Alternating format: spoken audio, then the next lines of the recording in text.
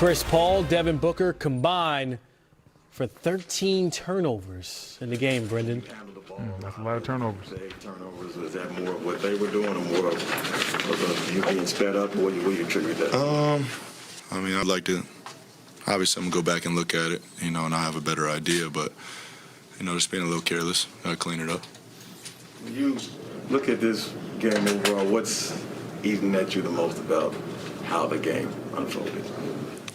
Just that we lost. Like I said, let the air clear and then watch what went on, and I'll have a better understanding. Right after a game, it's kind of hard to tell what happened and, what we need to work on. What did you see in the second quarter specifically, offensively, that wasn't working for you guys? Yeah, I think that's where it slipped for us. Just turnovers. I had 8, Chris had 5. That's not like us, and 22 as a team. So just giving them balls. I think they had 16 steals. So we just have to, not be so careless with the ball. I remember the last time I saw you have one of those where you kind of get stuck in the air with it. What were they doing defensively to kind of throw you off?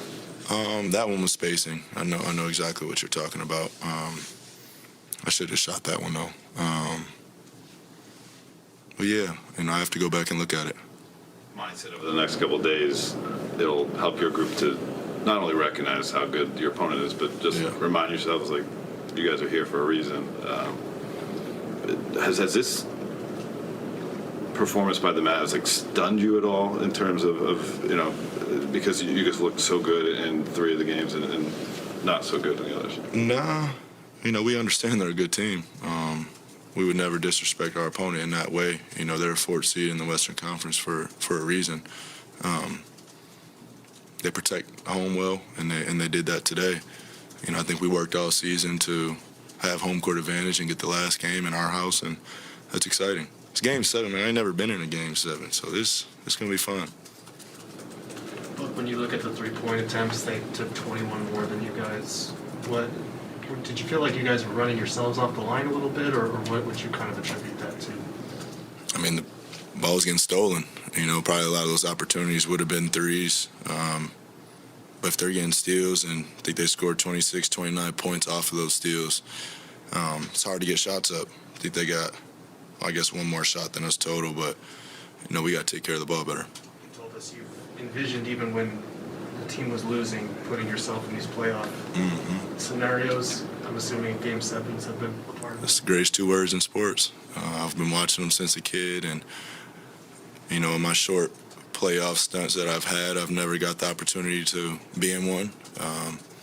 So I'm excited to feel the energy. I'm excited, to be a part of it. It's a great opportunity.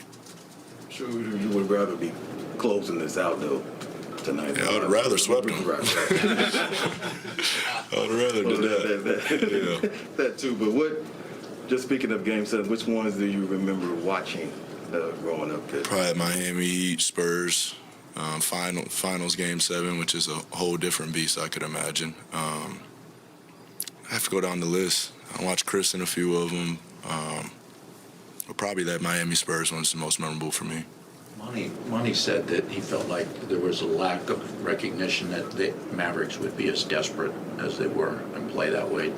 Did you feel that? And if so, can you explain it?